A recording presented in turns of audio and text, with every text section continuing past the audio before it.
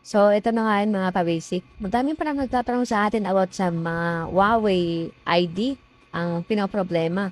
So, ito yung ipapakita ko sa inyo na kung paano tanggalin yung Huawei ID ng isang Huawei o kaya Honor.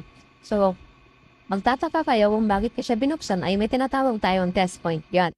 Test point ay meron siyang pin out sa loob. Meron tayong isi-short sa loob kasi hindi yung obra na rekta sa computer lang. So, makikita nyo rito, naturo ko yung test point yan. Ang model nito ay X8A.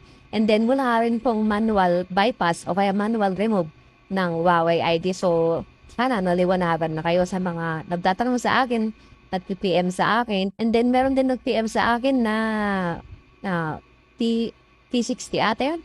O hindi ako nagkakamali. Pero, hindi rin siya supported sa Sigma Plus kasi nga, Kirin 900S yung model ng o kaya chipset ng unit niya. So dito, natanggal natin yung Huawei ID, then kusa magre-reboot po yan. Ang ginamit nga pala natin pang tanggal ng Huawei ID nito dahil supported na sa unlock tool, ay ginamit natin yung unlock tool. So dito, set up na natin yung unit. At kung umabot ka na sa video na to, ay pwede naman pa-comment kung taga saan ka para malaman ko naman kung saan umabot yung video na to. Maraming salamat.